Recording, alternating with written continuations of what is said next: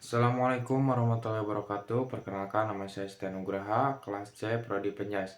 Di sini saya akan menjelaskan tentang etika berbudaya dalam berpakaian. Etika berbudaya dalam berpakaian. Pakaian adalah bagian penting dalam kehidupan manusia yang tidak hanya berfungsi sebagai penutup tubuh, tetapi juga memiliki nilai simbolis dan kultural yang mendalam. Dalam berbagai budaya, berpakaian mencerminkan identitas, status sosial, dan sikap terhadap norma-norma yang berlaku di masyarakat. Yang pertama, pentingnya etika berpakaian. Etika berpakaian mencakup pemahaman tentang apa yang pantas atau tidak pantas dipakai dalam situasi atau tempat tertentu, berdasarkan norma budaya, agama, dan sosial yang berlaku. Berpakaian yang sesuai menunjukkan rasa hormat terhadap lingkungan sekitar dan menciptakan kesan positif terhadap diri sendiri. Yang kedua, nilai budaya dalam berpakaian. Poin yang pertama, simbolisme pakaian. Dalam banyak budaya, pakaian memiliki simbolisme yang mendalam. Misalnya, warna pakaian bisa mencerminkan status atau suasana hati. Pakaian tradisional juga sering digunakan dalam upacara atau perayaan tertentu sebagai bentuk penghormatan terhadap warisan budaya. Poin yang kedua, berpakaian sesuai tempat. Setiap tempat memiliki aturan berpakaian yang berbeda. Misalnya, berpakaian formal di acara resmi seperti pertemuan bisnis, pernikahan, atau upacara keagamaan. Sementara, pakaian kasual mungkin lebih sesuai untuk acara santai atau sehari-hari.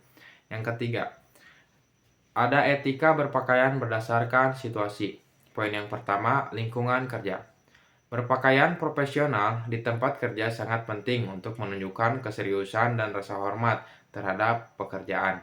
Ini bisa berarti pakaian formal atau semi formal tergantung pada kebijakan perusahaan. Poin yang kedua, acara sosial.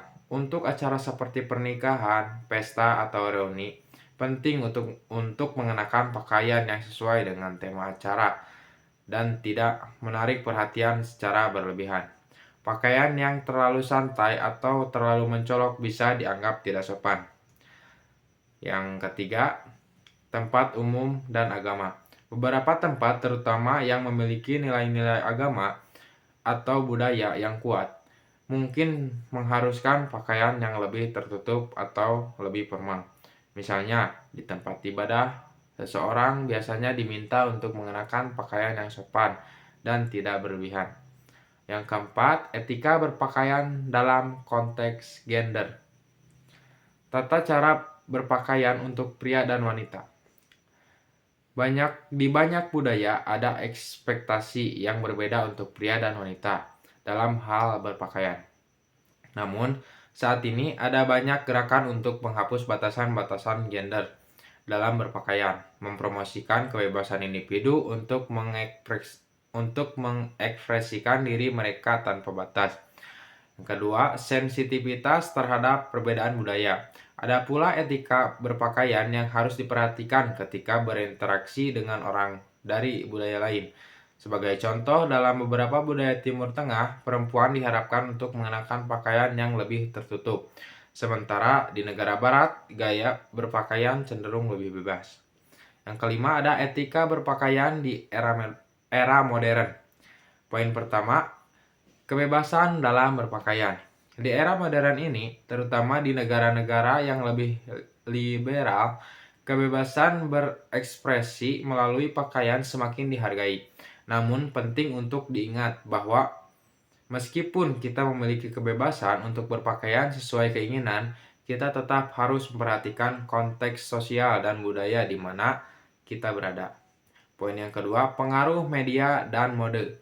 Media dan mode turut mempengaruhi cara kita berpakaian. Terkadang standar kecantikan atau mode yang ditampilkan di media bisa menciptakan tekanan untuk berpakaian atau berpenampilan tertentu. Meskipun demikian, penting untuk tetap berpakaian dengan cara yang mencerminkan identitas diri dan menghormati norma yang berlaku di lingkungan sekitar. Yang keenam, pakaian tradisional dan pakaian modern.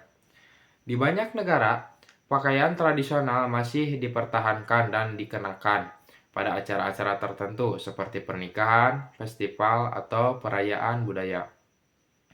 Pakaian tradisional sering kali membawa nilai-nilai sejarah dan simbol-simbol tertentu yang berkaitan dengan identitas budaya. Di sisi lain, pakaian modern lebih fleksibel dan bisa beradaptasi dengan tren global. Namun, penting untuk menghormati kedua jenis pakaian ini dan memilih yang tepat untuk setiap kesempatan. Misalnya, mengenakan pakaian tradisional di acara budaya atau mengenakan pakaian modern di acara internasional yang lebih santai. Yang ketujuh ada pakaian yang sesuai dengan iklim dan cuaca. Pakaian untuk iklim dingin. Di negara-negara dengan iklim dingin, pakaian yang sesuai seperti jaket tebal, mantel, atau pakaian berlapis diperlukan untuk menjaga tubuh tetap hangat. Namun perlu diingat, untuk memilih pakaian yang tidak mengganggu kenyamanan orang lain di sekitar kita. Poin yang kedua, pakaian untuk iklim panas.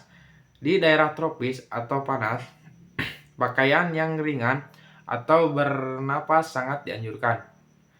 Kain katun atau linen yang menyerap keringat lebih baik daripada pakaian yang berbahan sintetis. Yang kedelapan, pakaian dalam konteks etika sosial. Selain sesuai dengan budaya dan agama, pakaian juga harus memperhatikan etika sosial. Ini berarti berpakaian dengan cara yang sopan dan tidak menyinggung perasaan orang lain. Misalnya, mengenakan pakaian yang terlalu terbuka atau menonjolkan bagian tubuh tertentu bisa dianggap tidak pantas di beberapa situasi sosial. Jadi kesimpulannya, etika berpakaian adalah refleksi dari penghargaan terhadap nilai-nilai budaya, sosial, dan agama yang ada di sekitar masyarakat. Pakaian bukan hanya alat untuk berkomunikasi dengan lingkungan sekitar. Oleh karena itu, sangat penting untuk memahami dan menghormati norma berpakaian yang berlaku di setiap situasi dan tempat.